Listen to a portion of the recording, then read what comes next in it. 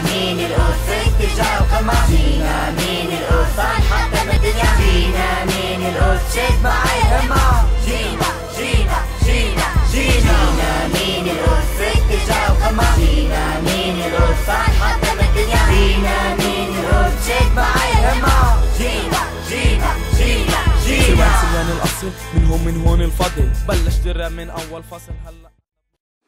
Bonsoir, merci de m'avoir invité. Je remercie infiniment le FPS et puis je remercie infiniment d'être présent ici et de me supporter pendant une heure. Je vais essayer de vous parler de mouvement social militant palestinien, c'est-à-dire je vais remonter dans l'histoire pour vous montrer l'origine de ce mouvement social, bien politisé, mais qui remonte, contrairement à l'idée reçue, souvent en fait on associe la lutte palestinienne avec l'OLP. Et je pense que c'est un faux constat, puisque l'OLP ne fait que reprendre une tradition de lutte qui a commencé bien avant l'OLP. Donc la mobilisation sociale militante palestinienne contre le processus colonial est très ancienne.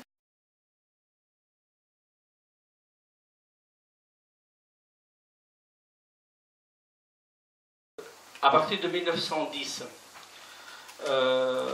les Palestiniens ils font partie à l'époque, comme vous le savez, de l'Empire ottoman et ils exprimaient à partir de 1910 leurs inquiétudes d'arrivée des nouveaux émigrés sionistes à l'époque. Et donc certains Palestiniens à l'époque se mobilisaient contre l'arrivée de colons et organisaient des campagnes contre l'immigration juive, et donc des campagnes de boycott, mais aussi des campagnes de sensibilisation de la population palestinienne et étrangère. Et donc on peut noter par exemple plusieurs mouvements qui ont été créés à Haïfa, à Jaffa, à Jérusalem, mais aussi des mouvements de la jeunesse ottomane entre guillemets à l'époque, c'est-à-dire des Palestiniens qui vivaient sur la période ottomane à Istanbul, au Caire, et qui se mobilisaient et réclamaient déjà le droit des Arabes à l'époque pour lutter contre cette immigration juive. Donc, à partir de 1910, si vous voulez, on jetait les bases de ce mouvement et on va reprendre à partir de 1917, c'est-à-dire un an après les fameux accords de Sykes-Picot, quand on divisait le monde arabe selon les lignes coloniales entre la France et l'Angleterre. Donc on a divisé le monde arabe en États, entre guillemets, États-nations, avec des projets territoriaux coupés à la main comme entre l'Algérie et la Libye. À partir de 1917, une mobilisation assez importante, une société civile palestinienne qui s'organise. Et à partir de 1918, puisqu'on s'est décédé avec Jacques, je vais vous montrer en fait la rentrée des femmes, par exemple palestiniennes, qui date depuis 1918. Dans les grandes villes palestiniennes, des femmes se mobilisaient contre l'arrivée des colons, contre le projet sioniste en 1918, effectivement. Et on a des photos où on voyait des femmes, bien sûr, appartenaient à la grande bourgeoisie palestinienne, qui distribuaient des tracts dans la ville de Jérusalem, mais aussi à Haïfa et à Safad et à Jaffa. Et donc, je vais aller vite. Donc ce mouvement continue à lutter dans double attitude. Première direction contre les sionistes et contre les Britanniques. Et comme les Britanniques sont considérés par beaucoup de chercheurs comme la machine de la judéisation de la Palestine, c'est-à-dire c'est la machine coloniale qui a aidé à la réalisation d'un projet, le projet sioniste en Palestine, les Palestiniens luttaient contre deux fronts.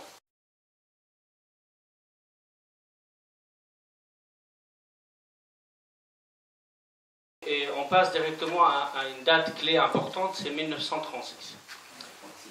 1936, il y a eu un événement important qui va jeter la base d'une conscience nationale palestinienne, passe par la contestation sociale. Pour la première fois de l'histoire contemporaine palestinienne, on va assister à une grève générale de 6 mois. C'est-à-dire tous les commerçants palestiniens, les écoles, les activités économiques, sociales, et politiques et culturelles, presque s'arrêtaient pendant 6 mois. Et c'était la première façon d'obéissance civile contre les Britanniques. Et les leaders de ce mouvement s'inspiraient de mouvements grantistes et de mouvements de l'Asie, dans la lutte des autres peuples contre la domination britannique.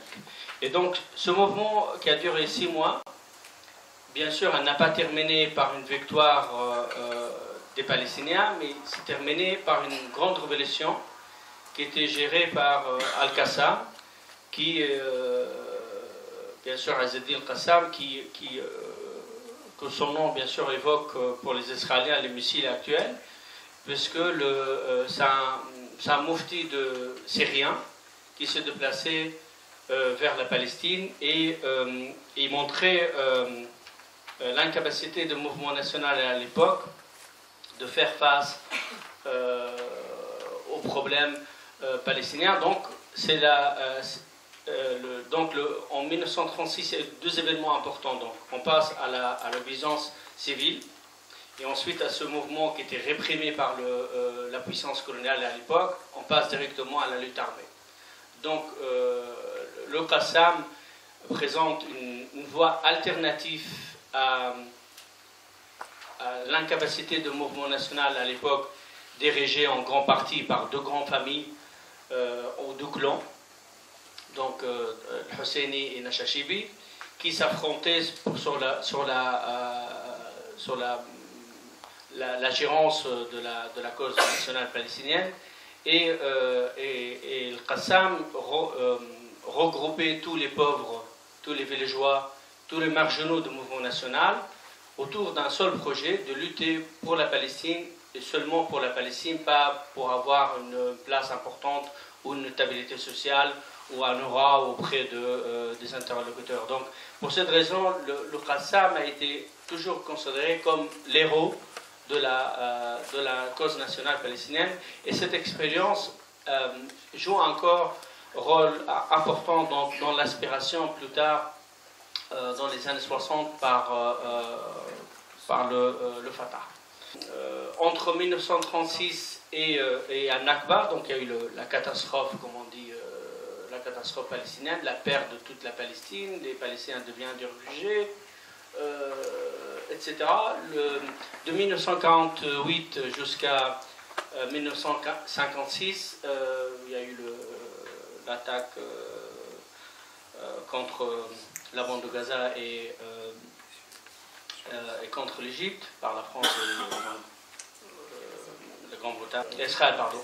Et à partir de là, en fait, on voyait la naissance de nouveaux groupes palestiniens qui luttaient militairement. C'est donc des nationalistes arabes qui ont aussi participé à cette émergence d'un nouveau conscience nationale.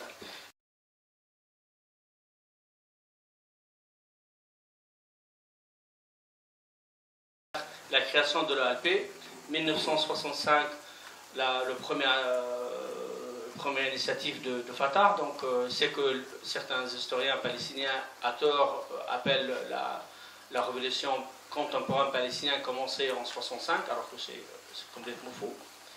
Mais bon, la propagande des organes de Fatah essayait d'enseigner à nos étudiants maintenant en Palestine que la révolution palestinienne a commencé en 65. Et donc, comme c'était dit hier et ce matin, donc Arafat il prenait le relais à partir de 68, et c'était la lutte armée inspiré de modèles de Qassam en 1936 qui donnait les Palestiniens la voie légitime, efficace pour lutter. Et bien sûr, il y a eu la victoire algérienne en 1961 et le modèle vietnamien. Toutes ces expériences décolonisées contre le colonisateur a poussé les Palestiniens à voir la lutte armée comme une lutte importante. Et en parallèle de ça, la société palestinienne s'est organisée dans la diaspora, mais aussi à l'intérieur du territoire, pour créer des comités résilients, c'est-à-dire créer des réseaux associatifs pour essayer de se tenir bon, c'est-à-dire de résister contre la colonisation.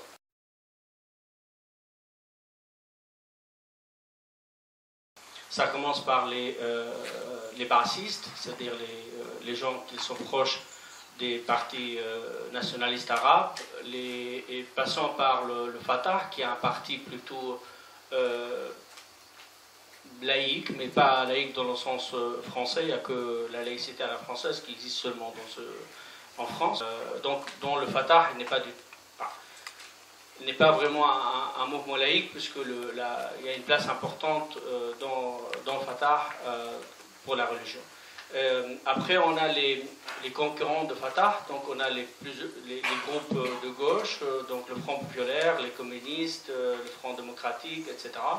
Je ne veux pas citer tous les partis politiques, la plupart de vous connaissez leurs histoires, mais en tout, on a à peu près une quinzaine de partis politiques palestiniens qui représentaient presque toutes les idéologies de la planète, donc, mais avec une présence importante des marxistes léninistes, qui ont influencé la vie politique palestinienne et influencé les méthodes. Donc la lutte de classe, la lutte contre l'impérialisme, la lutte contre le colonialisme, les pauvres sont des avant-gardistes, tous ces thèmes étaient très importants et tout le discours national palestinien était influencé par ces doctrines marxistes à l'époque. Donc Arafat, par exemple, qui est d'origine frère musulman, d'ailleurs, Arafat, et Arafat, à l'époque, il adoptait, dans les années 60, adoptait un discours marxisant, parce que la plupart des gens, des interlocuteurs dans le monde arabe, ils prêtaient oreille importante à ce discours marxiste. Donc Arafat adoptait ce discours pour avoir autant de sympathisants pour la cause à l'époque. Donc je passe rapidement. Le discours marxiste en déclin à partir des années 70, c'est juste après la défaite de la guerre de 67, où toutes les armées arabes étaient désignées par la population arabe comme responsables de la défaite. Et ce mouvement est un mouvement important dans l'histoire de la région, puisque, si vous voulez, à partir de ce déclin, cette défaite de 67, le projet nationaliste socialisant arabe tombait aussi. C'est-à-dire que ce n'est pas seulement la défaite contre Israël qui a eu lieu, c'est aussi le projet nationaliste arabe qui, revendiqué par Nasser et par Boumediene et tous les grands leaders de l'époque, tombait à l'eau. Donc la modernisation tombe à l'eau.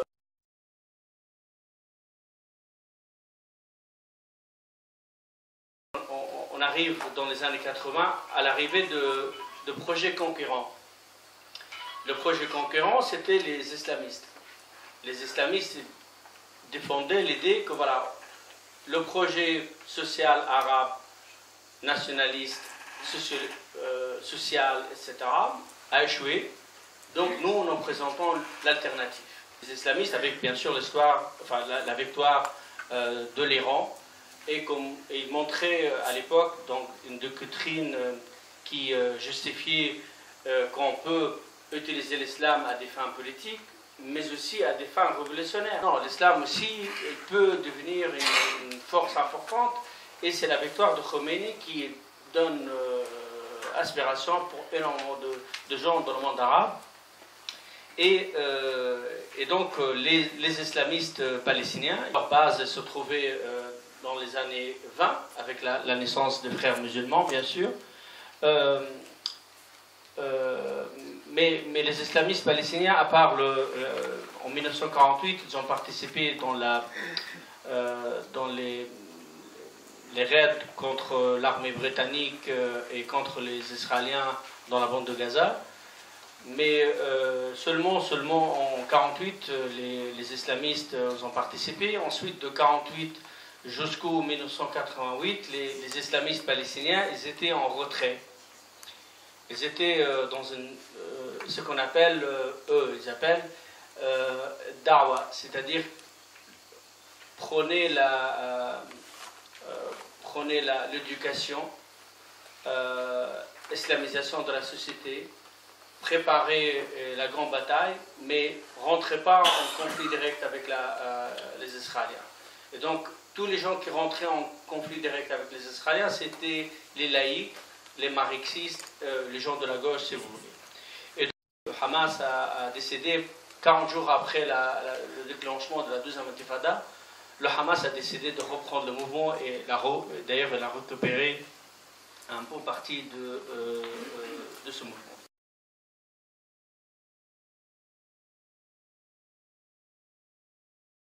À partir de 1987, donc le déclenchement de la première intifada, beaucoup de gens pensaient à l'époque que l'OLP va disparaître. Il fallait encore attendre 12 jours que l'OLP récupère le mouvement à des fins politiques, c'est-à-dire de dire qu'il s'agit d'un intifada qui est la porte-parole de l'OLP. Et puis, bien sûr, vous connaissez l'histoire, donc, qui a duré 7 ans, et l'OLP, à la fin, a fait Oslo. C'est-à-dire que tant de morts pour faire un projet minime qui ne correspond pas du tout à 4 générations des Palestiniens. Ce qui est important pour nous, pour comprendre la continuité de ce mouvement social, c'est que l'intifada a jeté la base d'un mouvement d'intergénérationnel, un mouvement de solidarité entre les gens, qui est important et qui représente jusqu'à maintenant pour beaucoup de Palestiniens comme le modèle à suivre. Tous les Palestiniens maintenant qui se mobilisent, ils disent voilà, on va faire comme la première intifada. Et il y a une sorte d'une image héroïque de l'intifada qui n'est pas tout à fait juste, mais c'est-à-dire dans le combat national, la place aux critiques n'est pas toujours bien entendue. Les gens, souvent, ils n'acceptent pas quand on remet en cause l'héros ou le combat.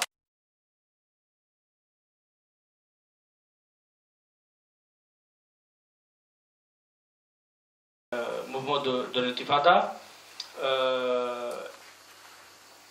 elle va se servir comme un modèle pour la deuxième intifada qui a eu lieu en 2000 à la suite de la visite de Sharon d'Al-Aqsa. Mais cette fois-ci, l'intifada n'était pas populaire. Populaire dans le sens d'accès, il y a très peu de gens qui participaient, et donc vite l'intifada se bousculait vers des groupes, donc plutôt n'est plus un intifada populaire, puisque des groupes palestiniens liés au Fatah, mais aussi au Front populaire, au Hamas, commençaient à faire des opérations militaires. Et donc, par nature, la lutte armée n'est pas une lutte populaire, c'est plutôt une lutte de groupe, je veux dire. Et donc, l'autorité palestinienne a terminé l'intifada par la force. C'est-à-dire Mahmoud Abbas, en personne, était responsable de l'avertissement de l'intifada. Mahmoud Abbas a décidé d'en finir avec l'intifada en motif que l'intifada a détruit l'autorité palestinienne, détruit le projet national palestinien, etc. Et cette expérience d'en finir avec l'intifada, avec une décision politique, Arafat l'a fait d'ailleurs en 1993, la même chose. Arafat a décidé à envoyer les gens, il disait, bon voilà, maintenant vous jetez plus de pierres sur les soldats israéliens où jetaient des rameaux d'olivier. Et Mahmoud Abbas a pris la même méthode et Mahmoud Abbas a décidé il a ordonné les services de sécurité palestinienne d'arrêter l'intifada.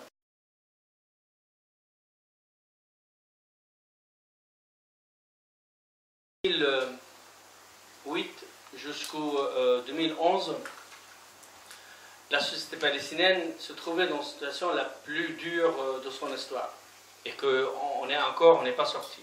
C'est ce que j'appelle moi la crise du mouvement national palestinien. En effet, le mouvement national palestinien se trouve actuellement à un moment crucial de son histoire. Depuis l'échec des accords d'Oslo, la réalité de la territorialisation du projet national palestinien sont mises à mal. Donc, échec de politique socio-économique de l'autorité palestinienne, de clientélisme, de corruption, de l'incapacité de répondre aux besoins de la population palestinienne, augmentation du nombre de colonies israéliennes dans le territoire, tandis que l'autorité palestinienne n'a rien obtenu durant les 20 heures de négociations avec Israël. Rien. La signature des accords d'Oslo, l'établissement d'un pouvoir autonome palestinien sur une maigre partie de la Palestine, a été perçu à l'époque comme une étape vers la création d'un État palestinien. Alors, les Palestiniens, si vous voulez, depuis une vingtaine d'années, ils se posent la question de quoi il s'agit. Est-ce qu'il s'agit d'une société palestinienne normale, vivre dans la normalité, où on peut vivre et cohabiter avec l'idée de créer deux États. Beaucoup de gens ils pensent qu'on est passé de l'état réel ou de l'état futur vers le symbolisme. Indépendance symbolique, nationalité symbolique, retour symbolique. Et beaucoup de gens ils pensent que l'État palestinien peut être juste un symbole pour l'autorité palestinienne. Donc, tous ces éléments que je viens de vous citer expliquent la crise profonde du projet national palestinien qui prend la forme suivante. Tout d'abord, il y a une faiblesse de participation. Il y a très peu de gens qui participent dans les manifestations. Ça n'existe plus en Palestine des manifestations où des milliers de gens descendent dans la rue. C'est fini ça. Il y a très peu de gens qui participent. L'absence de vision. Il n'y a plus de vision nationale palestinienne. L'immobilisme. Il y a beaucoup de gens qui ne se mobilisent pas. Montée de consumérisme. La Banque mondiale avec la complicité de Salam Fayyad et avec l'aide de la communauté internationale qui souhaitait pousser les Palestiniens à vivre dans la normalité, à pousser les Palestiniens à devenir des consommateurs de grande ampleur avec un système d'endettement important. C'est juste pour vous donner le chiffre de la ville de Ramallah, 60% de la population de Ramallah seront endettés. C'est-à-dire que tout ce que vous voyez sur place quand vous venez en Palestine, tous les villas, tous les appartements, toutes les voitures sont passées par les banques. Et c'est le seul pays au monde où la Banque mondiale n'a pas imposé des strictes conditions pour l'endettement. En Palestine, on peut monter jusqu'à 60% de son salaire en endettement. Et ça ne gêne personne parce que l'objectif, c'est d'essayer de faire oublier les Palestiniens leur quotidien et essayer de voir par cette montée de consumérisme comme une voie alternative à la violence, à l'occupation. Et d'autres éléments importants de cette situation de la crise du mouvement national, c'est l'absence de l'occupation directe. On ne voyait plus le soldat à Gaza. effectivement, les gens ont l'impression que Gaza est libéré, alors que Gaza est toujours sous l'occupation. Les Israéliens contrôlent le ciel, les frontières, la mer, donc Israël occupe aussi la bande de Gaza. Mais les gens ont l'impression que, puisqu'il n'y a plus de contact direct avec les Israéliens, que la situation est améliorée. Pareil en Cisjordanie. 518 barrages militaires. Actuellement, la plupart des barrages sont en vert. Ben, à n'importe quel moment, un soldat de 18 ans descend, bloque la route et rendre la vie des Palestiniens infernale. Mais l'impression que voilà, en fait, il n'y a pas de contact direct avec les Israéliens. Et troisième, d'autres éléments, l'oppression de l'autorité palestinienne. L'autorité palestinienne, c'est pas une puissance politique répressante, mais quand même, elle a des méthodes de répression, et surtout envers de Hamas. Et la même chose dans la bande de Gaza. Le Hamas aussi, un parti qui fait mal au Fatah dans la bande de Gaza. Ensuite, on a la division interne et la non-confiance des acteurs politiques. Il y a très peu de gens qui ont confiance dans les leaders politiques, de toutes parties politiques, de droite à gauche, de Fatah au Hamas. Tous les partis politiques palestiniens considérés par les Palestiniens comme incapables, inefficaces. Et donc, rajoutons à tout ça l'amertume liée à des expériences douloureuses de nombreux Palestiniens. C'est-à-dire des ex-militants qui ont passé pas mal des années dans nos prisons, où ils ont payé le prix très cher, prison, torture, blessures, perte de famille, destruction de maisons, etc. Tout ceci pour que des responsables politiques palestiniens utilisent cette souffrance à des fins politiciennes dans le sens où voilà, on va négocier, on va obtenir certaines choses de la part des Israéliens, mais il ne s'agit pas d'utiliser toute souffrance palestinienne dans un projet national au projet de la libération nationale. L'autorité palestinienne n'amène plus du tout un projet de libération nationale. L'autorité palestinienne, même l'obstacle de la libération nationale palestinienne. Et donc, la plupart des gens, ils ont une image négative de l'autorité palestinienne, mais aussi des partis politiques. À l'heure actuelle, les gens ils se rentrent plus dans les partis politiques, alors qu'ils sont surpolitisés, c'est-à-dire la population palestinienne, elle mange la politique, si vous voulez, comme on dit chez nous. Ils parlent tout le temps de la politique, ils parlent tout le temps de la situation coloniale. Mais les gens, ils ne s'investissent plus dans les partis politiques parce qu'ils n'ont plus de confiance. Si on parle des événements actuellement, 2 jours après l'enlèvement de 3 colons, Israël a envahi Hébron, a envoyé 15 000 soldats en Cisjordanie. Ils ont prisonniers, aujourd'hui j'ai lu le chiffre ce matin, on est à 900 selon Al-Haq, selon l'organisation des droits de l'homme palestinienne, on est à 915 Palestiniens en 3 semaines. Ils ont fouillé 2400 maisons. 2400 maisons. Et en fait, il y a des dégâts politiquement, économiquement, etc. Donc, l'autorité palestinienne, tous les responsables politiques palestiniens n'ont pas fait des déclarations musclées à l'égard d'Israël. Rien. C'est qu'on disait, en fait, la classe politique palestinienne, elle est absente. Elle n'existe plus, au fait. C'est-à-dire l'armée rentre, les jeunes s'affrontent, ils sortent de marche à minuit. En fait, ils s'affrontent l'armée israélienne qui se trouve à Ramallah. Ils ont cassé le centre-ville de Ramallah, par exemple. Et les Palestiniens, ensuite, ils sont partis jeter des pierres contre la police palestinienne. Pourquoi? Parce qu'Israël veut que les Palestiniens s'affrontent entre eux.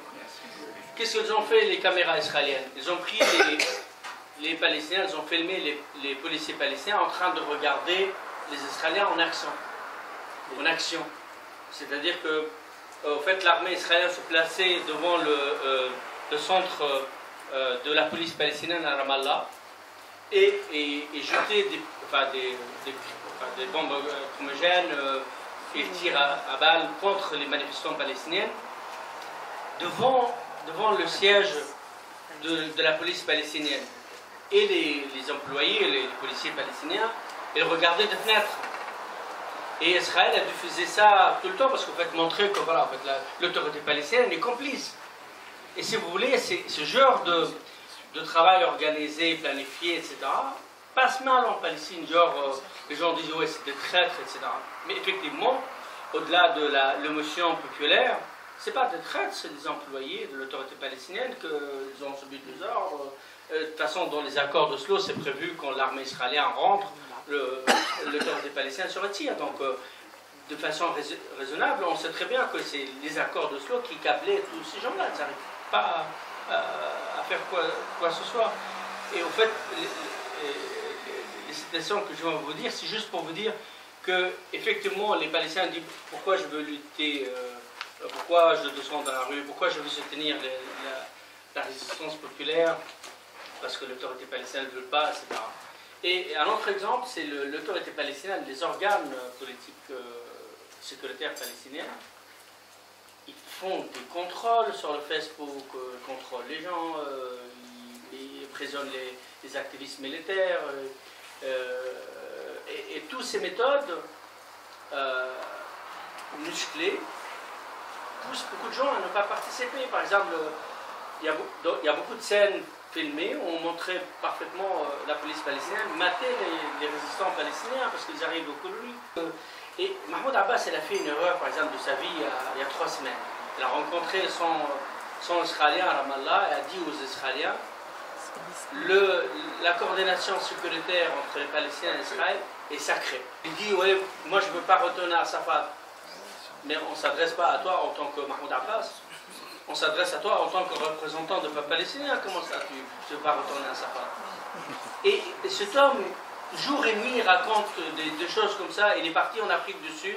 Il a dit au comité de boycott, et là je reviens à la question de... Ne boycottez pas Israël.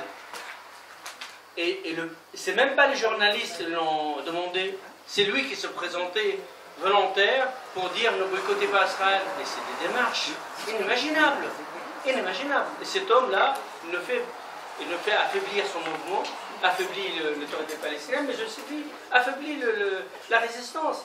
Donc, l'autorité palestinienne est responsable de l'affaiblissement de ce mouvement. Alors, tous ces éléments que je viens de vous citer montrent à quel point le projet national palestinien et le mouvement national palestinien est en crise sans précédent. On n'a jamais vu ça.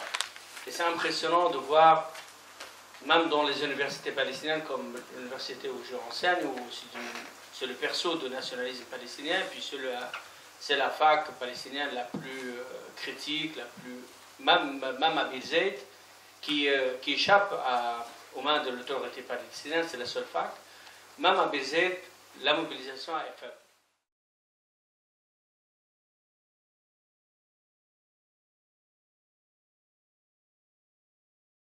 On va quand même avoir un nouvel espoir qui va arriver avec le printemps arabe, entre guillemets.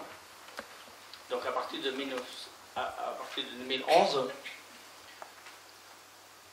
l'étincelle a commencé en Tunisie, comme vous le savez, et le lendemain même, avant la tombée de Ben Ali, les gens descendaient dans la rue en scandant Merci Tunis. Et je me rappelle, le lendemain, j'ai enseigné, les étudiants de la fac de Birzeit avaient tous des drapeaux tunisiens, Merci Tunis, enfin on est fiers d'être arabes. Tout ce sentiment d'arabité qui, de nouveau, il est là, parce que souvent, pareil, souvent les gens ils font des analyses rapides. Genre que voilà, en fait, on est juste dans l'ère de nationalisme patriotique, c'est fini le pan-arabisme, c'est rien du tout, c'est mort et tout ça. En fait, il suffit, comme on disait hier, il suffit de regarder le match Allemagne-Algérie. le monde arabe enflammé, le monde arabe entier, regardait le match.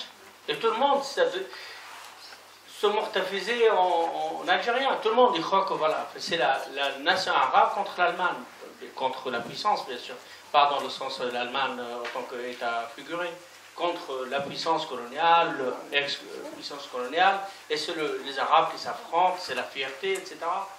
Et je pense que, et pareil, en 2011, les gens descendaient dans la rue pour manifester leur soutien aux Tunisiens. Et ça donnait un grand mouvement social palestinien, un grand mouvement structuré, qu'on appellerait donc un mouvement contestataire palestinien plutôt juvénile, ou plutôt de jeunes. Les gens descendaient manifester donc leur soutien à la Tunisie, mais aussi à l'Égypte après. Et là, en fait, on a eu quelque chose qu'on n'a jamais vu auparavant. L'autorité palestinienne, par ses militants de Fatah, était pour le régime en place. C'est-à-dire qu'il y a eu des affrontements à Ramallah, par exemple, entre les partisans de Moubarak, qui dépendaient d'une façon ou autre au service de la sécurité palestinienne, parce que l'autorité palestinienne a peur. Et de l'autre côté, on a toute la population palestinienne qui a eu la sympathie pour les Égyptiens et les Tunisiens. Ils voyaient dans ce mouvement comme une sorte d'inspiration où elles peuvent avoir ce modèle arabe sur le volet palestinien. Et effectivement, les Palestiniens commencent à s'organiser. Ils ont fait des mobilisations sur le net, sur Facebook, etc. Donc ils ont créé des réseaux virtuels. Et ensuite, ils ont réalisé quelques projets. Je vous donne juste deux dates importantes et je vais essayer de les analyser. Premièrement,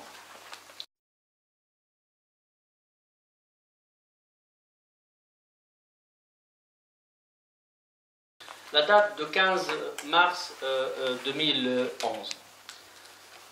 Le 15 mars, alors je demandais aux militants pourquoi le 15 mars, ils disaient rien du tout, ça ne correspond à rien. On a décidé juste une date et puis on a demandé à toutes les associations palestiniennes de nous suivre. Donc le 15 mars, c'est la mobilisation des milliers de Palestiniens dans la rue.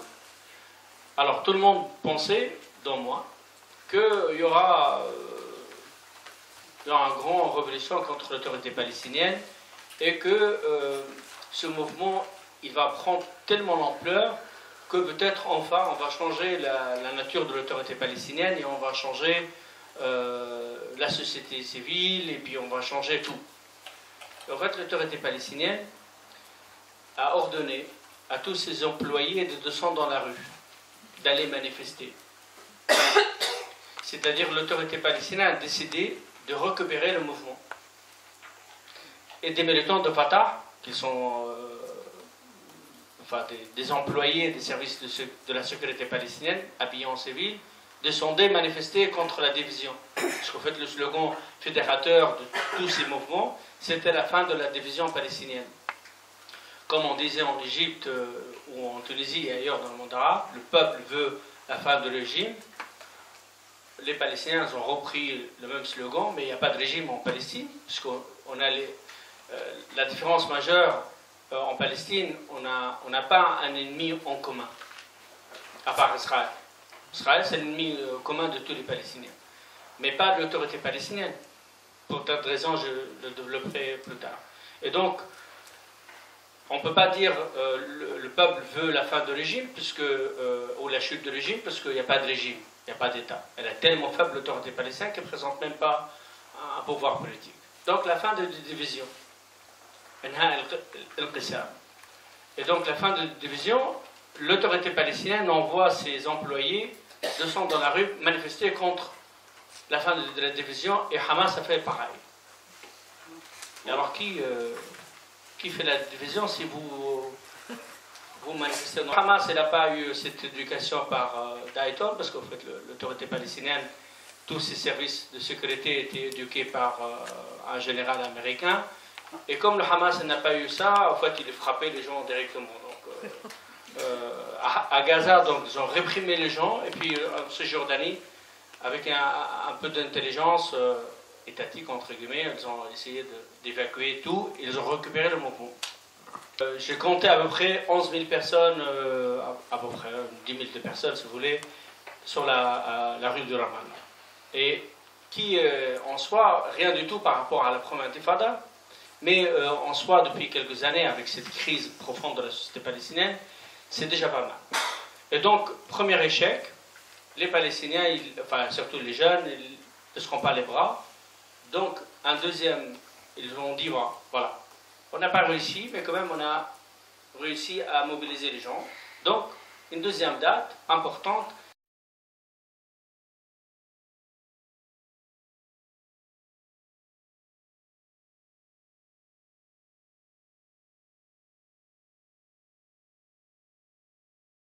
C'est le 15 mai. Alors, cette fois-ci, le 15 mai, c'est pas par hasard. C'est un Nakba. Donc, c'est le devoir de la mémoire. Et c'est la mémoire transgénérationnelle. Et c'est symboliquement, on se mobilise au moment où le projet national en crise, c'est-à-dire on revient au point de départ. C'est-à-dire qu'on n'est plus du tout dans la logique de deux États, et plutôt un Nakba, c'est-à-dire le commencement de notre souffrance, et c'est là où on va manifester. En fait, c'est une réponse à l'autorité palestinienne. Parce que l'autorité palestinienne, si vous voulez, depuis 20 ans, utilisait le Nakba comme une sorte une manifestation commémorative. Les gens se rassemblent à Al-Manara, dans les grandes villes.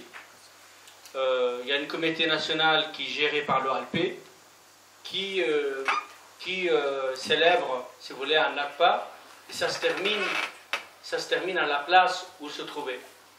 C'est-à-dire que l'autorité palestinienne décide où les gens participent, comment ils participent et comment on termine. Et c'est juste pour la consommation locale. Parce que la célébration d'un Nakba par l'autorité palestinienne, c'est juste pour donner l'impression aux Palestiniens qu'on n'a pas oublié l'événement fondateur de notre cause et de notre peuple. Et donc, c'est juste pour la consommation locale. Mais en réalité, l'autorité palestinienne, elle n'a rien à voir avec Nakba. Elle s'en fout complètement d'un Nakba. Elle s'en fout complètement, d'ailleurs, de conflit avec Israël, à part cette négociation pour maintenir le versement de salaire de la communauté internationale. Donc, l'autorité palestinienne décide tous les ans, le 15 mai, de faire ce festival à Al-Manara ou dans les grandes villes, et les Palestiniens ont décidé de faire autrement. C'est-à-dire d'adopter d'autres méthodes alternatives aux méthodes officielles. Et donc, le 15 mai, les Palestiniens demandaient au réseau diasporique de la jeunesse palestinienne de se mobiliser vers les frontières de la Palestine historique, ce qu'on appelle actuellement Israël. Donc, les Palestiniens demandent d'aller jusqu'à la frontière libanaise avec la Palestine historique, avec Israël. Ensuite, avec la frontière jordano-palestinienne, avec la frontière palestino-égyptienne. Donc, il y a deux fronts qui s'ouvrent seulement, donc la Syrie et le Liban. Parce que l'Égypte, le mouvement égyptien a demandé aux Palestiniens de ne pas participer, c'est-à-dire tout le mouvement de la jeunesse égyptienne, ils ont dit la situation est tellement chaotique en Égypte, on ne peut pas participer, donc on vous présente nos excuses. Donc il n'y a pas eu de mouvement à la frontière avec l'Égypte.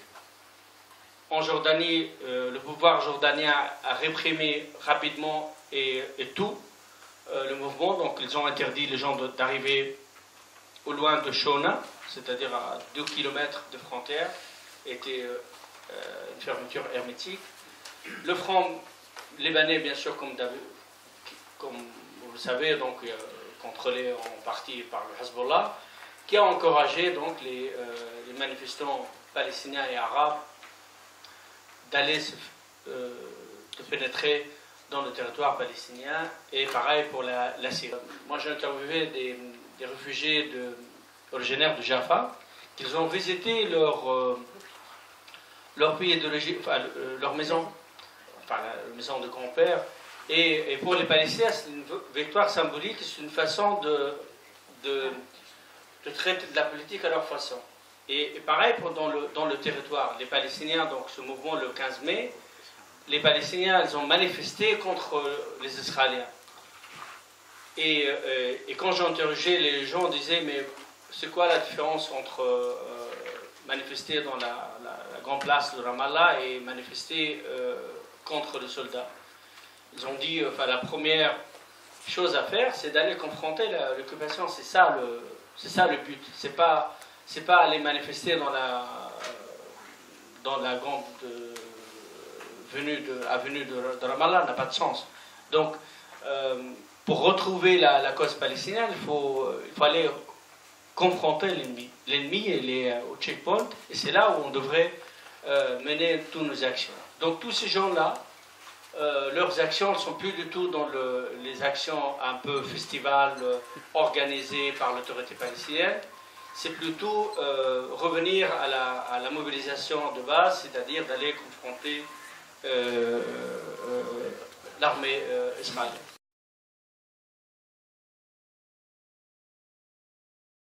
Alors, quelques éléments sociologiques sur ce mouvement. Alors, pourquoi ce mouvement n'a pas pris d'ampleur? Ce mouvement, c'est un mouvement élitiste. C'est-à-dire que la plupart des acteurs viennent de milieux sociaux très aisés, ou de la classe moyenne, dans certains pires cas, des étudiants de l'université, des gens originaires de la gauche. Il y a des gens qui viennent, bien sûr, des islamistes et des gens de Fatah, mais ils sont très peu.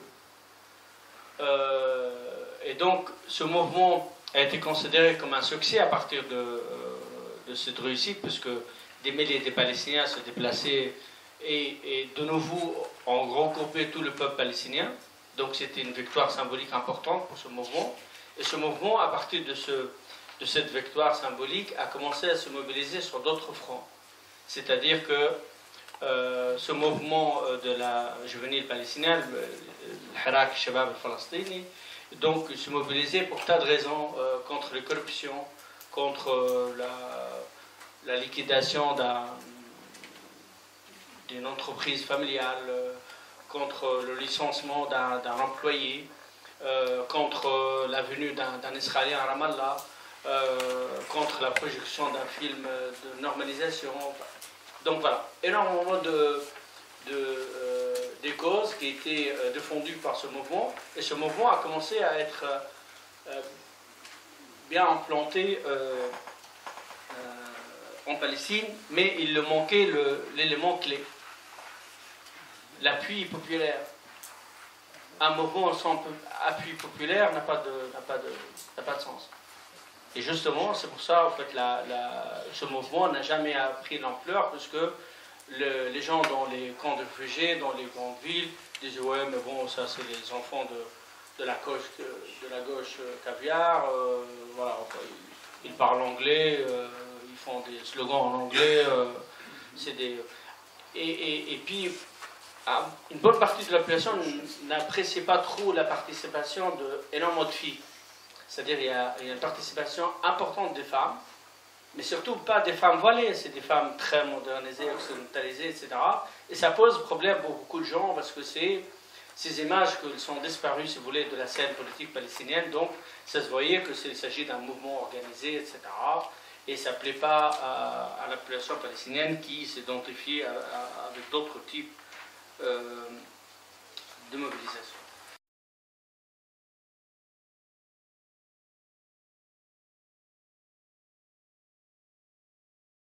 Le premier mouvement, c'était pour la fin de division, pour l'élection de Conseil national palestinien, pour adopter une nouvelle stratégie de combat national. Ensuite, on a un deuxième mouvement en 2012. C'est un mouvement de chauffeurs palestiniens. Au début, donc, les Palestiniens manifestaient contre la politique de Salam Fayyad. Il faut juste vous rappeler que Salam Fayyad, c'est l'homme des Américains, pas dans le sens figuré, c'est-à-dire que c'est un homme qui a travaillé pour l'USAID, il travaillait pour la Banque mondiale, et c'est l'homme des Américains en Palestine dans le sens économique de terme. Et Salam Fayyad et toute la grande bourgeoisie palestinienne sont associés parce que depuis, si vous voulez, 20 ans jusqu'à maintenant, il y a une montée du secteur privé en Palestine au détriment de tout. Les hommes d'affaires en Palestine, maintenant, ils décident de tout. Je vous donne l'exemple de Munib Masri. Ils décident de tout. Commençons par aller à Gaza, faire des sections de conciliance avec les différentes parties. Le secteur privé en Palestine est devenu très important, c'est un acteur important, et c'est lié à cette politique sociale et économique défendue par Fayyad, ce qu'on appelle en Palestine, par certains sociologues critiques, le fayyadisme, c'est-à-dire le fayyadisme, c'est l'endettement de la population palestinienne, le travail avec les Israéliens, la normalisation, l'attachement de l'économie palestinienne avec Israël, les zones économiques au profit des compagnies palestiniennes. Je vous donne juste un cas qui me vient à l'esprit. Un type qui s'appelle Bachar al-Masri, qui est un cousin à Munib al-Masri, c'est un type originaire de Naplouse. Il a acheté en 3 ans 300 entreprises palestiniennes. 300. Toutes les entreprises qui marchent à peu près, ou plus ou moins, il l'achète. Et ce type, on a en Palestine une vingtaine comme ça, comme lui, et c'est eux qui gèrent tout. Ils gèrent tout l'économie palestinienne, et ces gens-là, ils ne sont pas du tout... ils n'ont pas de vision nationale, en fait. Ils sont dans un logique, voilà, il faut remettre de l'argent, il faut travailler avec les Israéliens, voilà. C'est juste des capitalistes dans comme Marx, ouais, comme Marx, il ne le voyait pas à ce point, quoi. C'est vraiment le capitaliste à l'américaine, quoi. À l'origine de ce mouvement contestataire, c'est les accords de Paris. Les accords économiques de Paris, le traité économique catastrophique qui est signé à Paris, qui rattache l'économie palestinienne avec Israël. Donc, pour simplifier, et puis aller plus loin dans mon exposé, quand il y a une augmentation d'un produit en Israël, ça augmente dans le territoire. C'est-à-dire que si l'essence augmente en Israël, ça augmente dans le territoire. Sauf, si vous voulez, le SMIC en Palestine, c'est $580 par personne. En Israël, c'est 5800 shekels. Et donc, cet attachement de l'économie palestinienne entraîne des difficultés pour les gens, et pareil pour l'électricité, l'eau et tous les modes de nécessité. Et donc, les chauffeurs descendaient, bloquaient les routes de Ramallah et de la Cisjordanie, et on a cru que peut-être il y aura une intifada, un soulèvement contre l'autorité palestinienne. Je ne faisais pas partie de ce gens-là, parce que vite j'ai compris qui derrière. Derrière ce mouvement, donc des syndicats appartenaient au Fatah. Et comme, si vous voulez, en Palestine, il y a des conflits dans les partis politiques. C'est-à-dire que les gens souvent ont une tendance à croire que le Hamas a un seul parti, donc voilà. Si un type qui a dit enlever 3 soldats, ça veut dire qu'on croit que la direction nationale de Hamas a décidé d'enlever 3 soldats. C'est de Coran et de logique, mais aussi pour des conflits personnels en Palestine, et pareil au Fatah. Au Fatah, il y a un courant anti-Fayyad très important qui a joué un rôle important dans le départ de Fayyad. Ils ont tout fait pour que Fayyad quitte son poste. Le mouvement de 2012 a été rapidement, il y a eu des chaufferées dans la rue, des affrontements avec la police palestinienne, un flux total des territoires interdits de circulation. Et ensuite, donc, le Fatah a décidé de changer. Enfin, ils ont vu que, bon, que ce n'est plus du tout la logique qu'ils souhaitaient. C'est-à-dire que les résultats ne sont pas du tout ce qu'ils attendaient. Parce qu'en fait, ils avaient envie de faire pression sur Salam Fayyad. Mais il y a tellement la colère dans la société palestinienne. C'est-à-dire que ce n'est pas seulement les chauffeurs qui descendaient manifester. Tous les gens qui avaient des critiques contre l'autorité palestinienne descendaient aussi.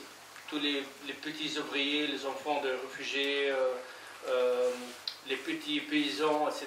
Donc, énormément de gens rejoignaient le mouvement et le syndicat de Fatah a décidé de mettre fin parce que ça peut générer en troisième intifada contre l'autorité palestinienne.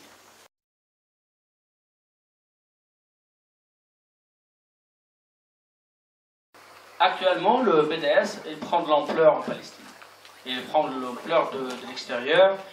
Et même au sein de Fatah, on a maintenant de groupes au sein de Fatah qui soutiennent le boycott.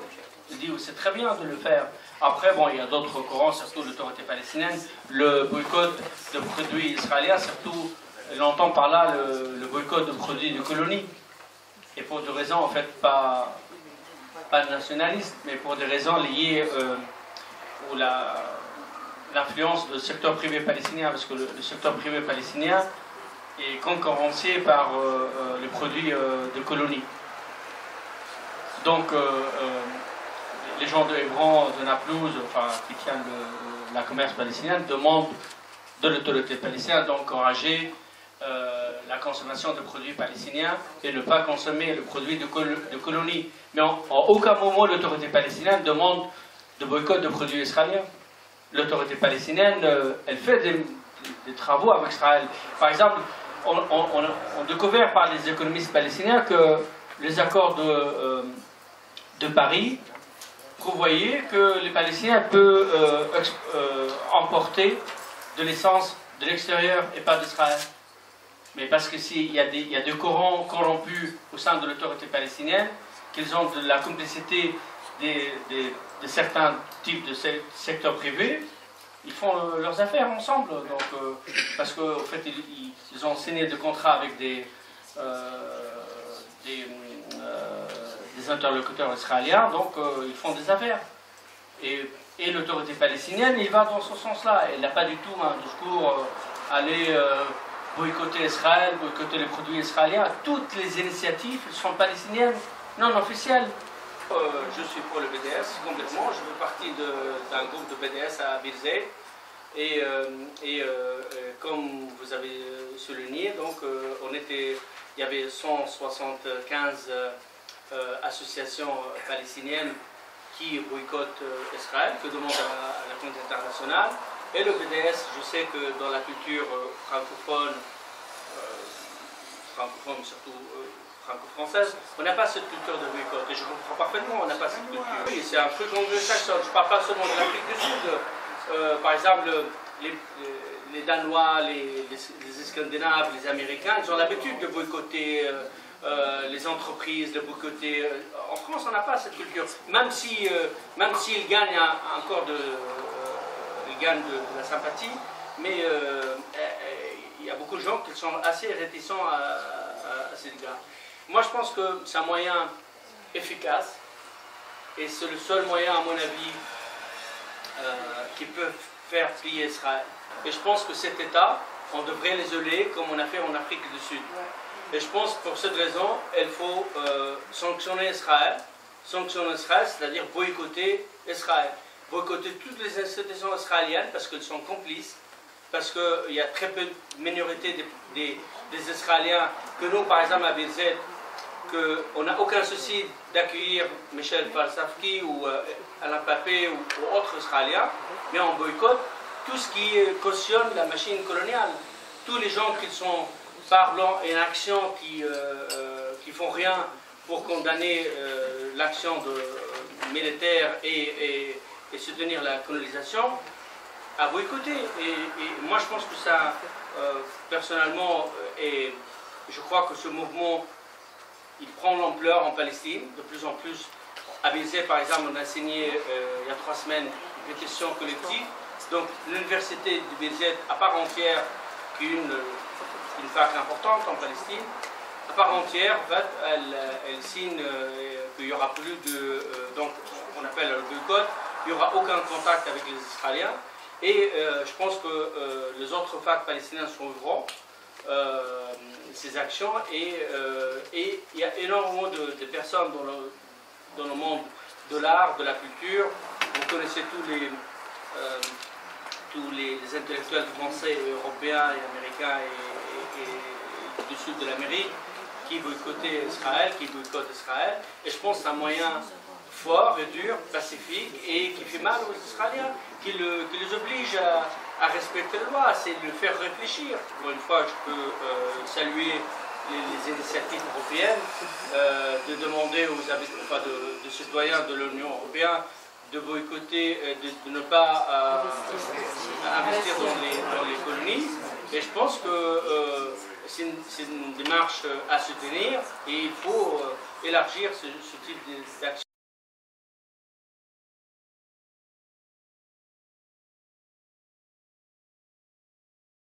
C'est le nouveau mode d'action collectif, c'est-à-dire le nouveau village. Donc Bab Shams, Al-Karama, Ahfad Younes, etc.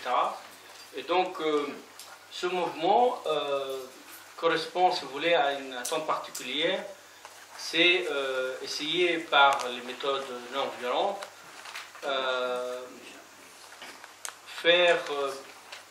faire changer les choses sur le terrain, c'est-à-dire aller dans les terres confisquées ou menacées de confiscation par Israël, aller récupérer ces terres et baptiser un village symboliquement pour dire voilà, en fait, on résiste de façon pacifique à cette politique de confiscation israélienne. Et donc, sur le plan symbolique, on utilise donc le roman de Elias Khoury, donc Bab Shams, qui symboliquement signifie le retour à la terre. Le mouvement s'inscrit dans le mouvement non-violent en Palestine.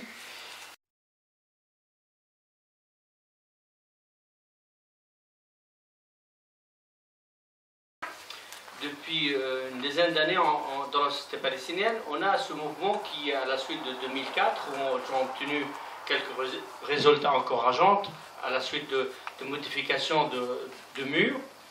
Mais en Palestine, il y a un nouveau discours normatif qui s'appelle la non-violence. Et ce discours, il est imposé par le groupe solidaire international. Genre, nous soutenons la cause palestinienne seulement si vous êtes pacifique. Et donc ce discours néocolonial pose problème à beaucoup de gens. Pour cette raison d'ailleurs, il y a très peu de gens qui soutiennent maintenant les communautés populaires palestiniennes. Si vous allez à Bel Ain, à Na'lin, à Nabi Saleh, il y a très peu de gens qui participent. Tous les vendredis, les Palestiniens, ils sont à un champ d'expérimentation. C'est un jeu. Donc il y a deux acteurs. Il y a les Palestiniens, et puis la communauté internationale qui vient prendre les photos, et puis certains Israéliens qui regardent le colonisé. Et la communauté internationale filme, si vous voulez. Et c'est pour ça, si vous voulez, la plupart des gens en Palestine ne participent pas. Ce n'est pas parce qu'ils croient que c'est une perte de temps, parce qu'ils voient que les Israéliens le profitent. C'est-à-dire que ça mène nulle part. Ce combat amène nulle part. Moi, personnellement, j'ai participé autrefois, mais je quand même, en tant que sociologue, en tant que quelqu'un qui vit sur le terrain, je crois qu'il faut arrêter avec ce discours normatif. Genre, voilà, il faut faire ça, ça c'est bien, ça plaît au monde. C'est ça que vous devrez faire, et pas autrement. Mais bon, si ça ne plaît pas aux Palestiniens, Si le Palestinien trouve que c'est pas correct et qu'on perd de temps, je ne vois pas pourquoi on continue. Et ça, c'est ce que j'appelle moi la violence de discours non violent. On vous soutient si vous faites ça. Mais c'est mes conditionnements coloniaux, c'est moi qui vis sur la colonisation. C'est pas à vous de me le donner, comment je lutte. On oublie souvent qu'il y a du nationalisme, les gens ils voient parfaitement leur conditionnement, etc. Ils savent très bien comment réagir. Et ce discours, il est plutôt normatif, c'est-à-dire c'est le seul discours à accepter. Pour cette raison, d'ailleurs, la plupart des gens n'acceptent pas, par exemple, le discours violent. Et c'est pas parce que ce discours violent il est mauvais, puisque on sait très bien de toutes les expériences coloniales, passant par l'Algérie et ailleurs, toujours, et puis on a l'exemple de Fanon qui explique parfaitement les bénéfices, le bénéfice pardon, de l'auto-termination, de retrouver de soi à partir de la réponse de la violence par la violence.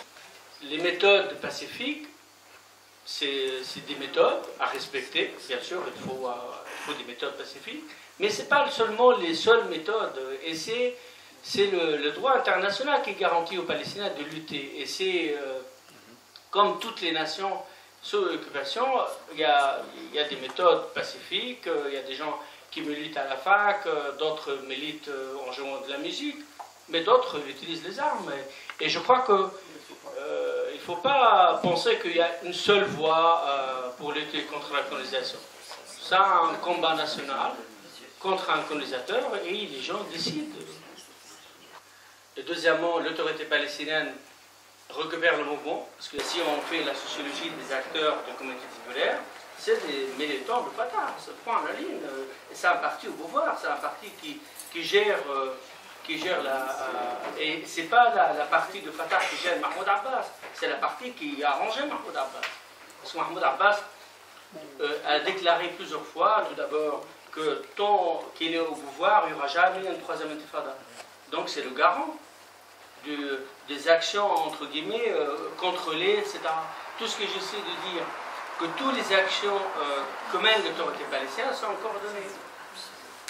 Le seuil des actions sont contrôlées, on sait très bien où on va. La police palestinienne s'affronte avec les Palestiniens quand ils approchent de colonies, en disant que c'est le chaos. Mais c'est le Fatah qui fait le chaos. Donc c'est un grand débat sociétal. C'est pas normal que, par exemple, les facs, on passe toutes nos vies à faire des grèves parce que les étudiants n'arrivent pas à payer, alors que l'autorité palestinienne et ses responsables dépensent 40% du budget palestinien pour protéger l'Israël. Et c'est ça les gens qui disent. Et effectivement, c'est ça. L'autorité palestinienne dépense 40% sur les 180 000 hommes armés. À quoi ça sert 180 000 hommes armés pour une population de 4 millions, à quoi ça sert? C'est un État policier. Et on ne se sent même pas en sécurité.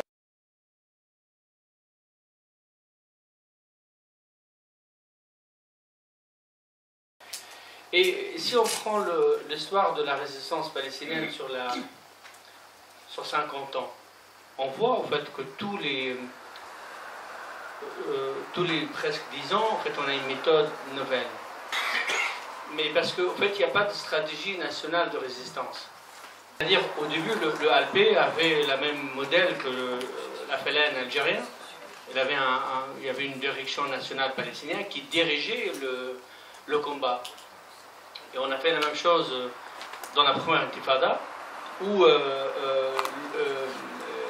la direction unifiée de toutes les forces politiques palestiniennes gérait l'intifada au quotidien.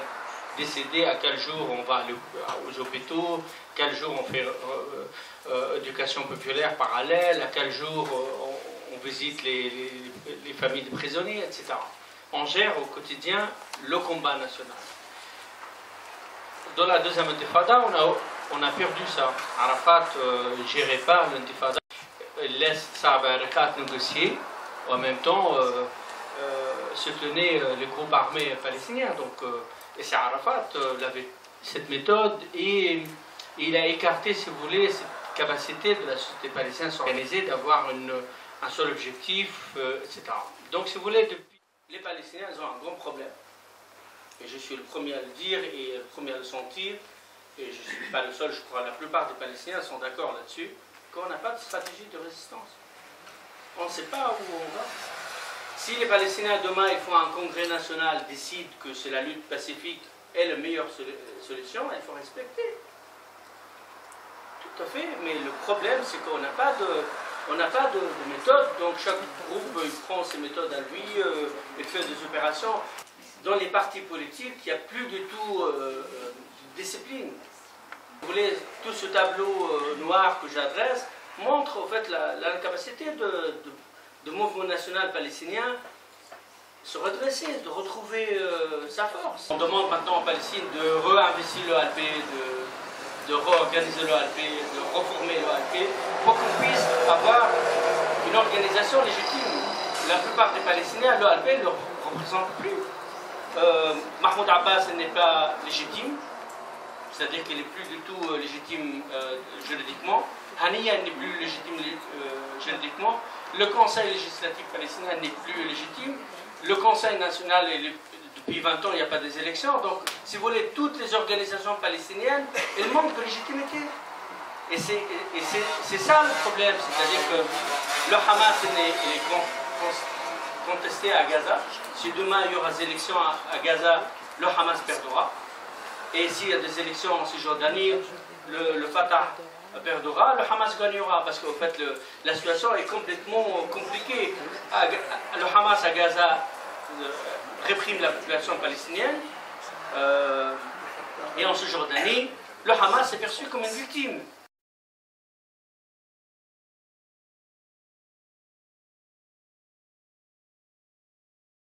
Je suis dans une petite mouvance en Palestine maintenant qui prône les méthodes de l'invisibilité. Et à mon avis, c'est la seule méthode qui permet aux Palestiniens d'échapper à la machine de guerre israélienne.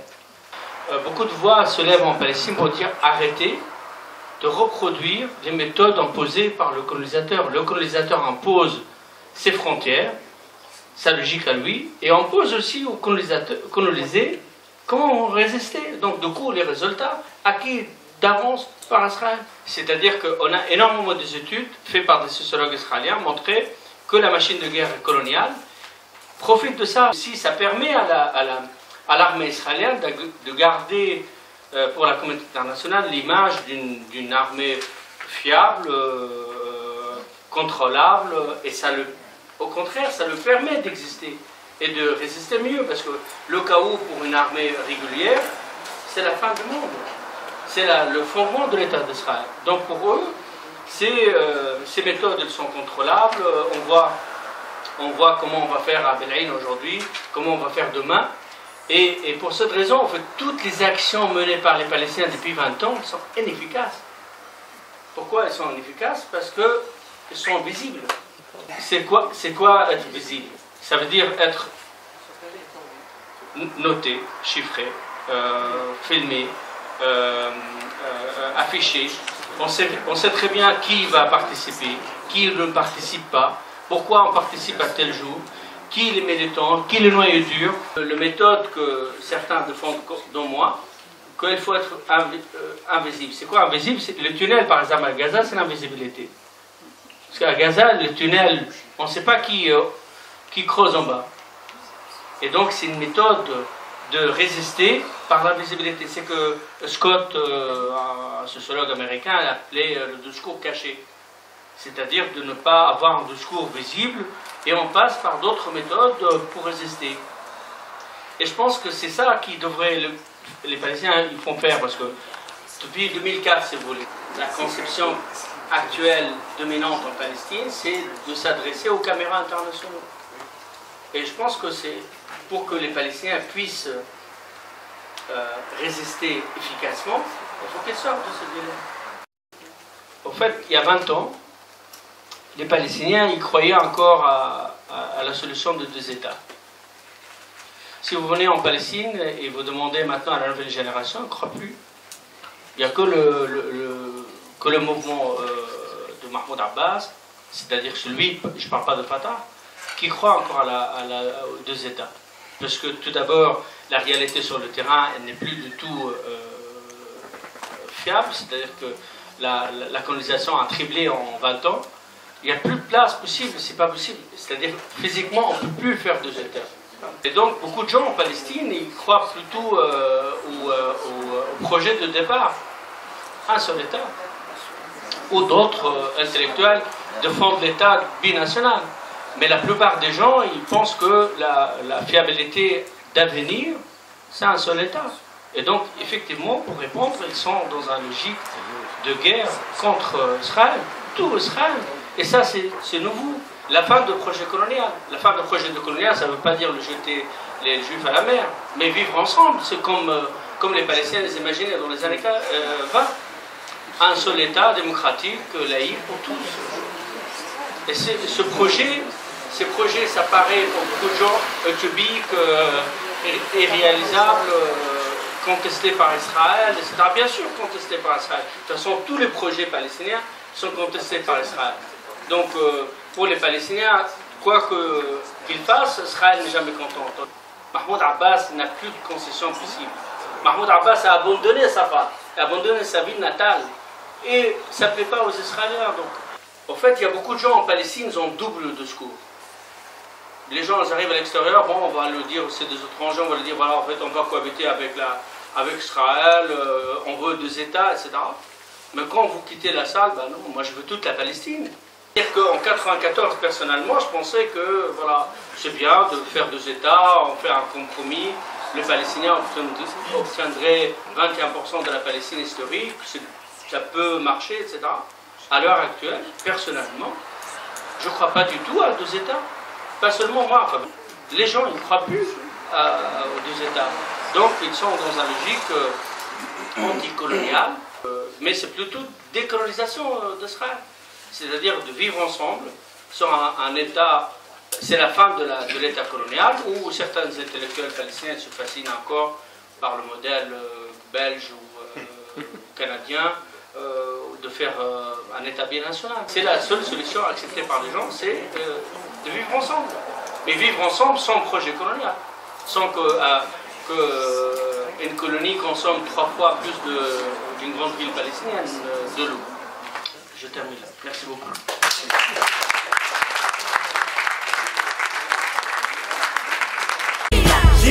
سلوان الأصل من هون الفضل بلش درع من أول فصل هلأ أنا بنقطة ناقل سلوان الأصل من هون الفضل ناقل بدون عقل بس كانت بداية عصر سلوان الأصل من هون الفضل بدون ضارب بدون راكل بدون خابط بدون قتل سلوان الأصل سلوان الفضل كلماتي بدون أوراقي حقل أيوة بزرعه بس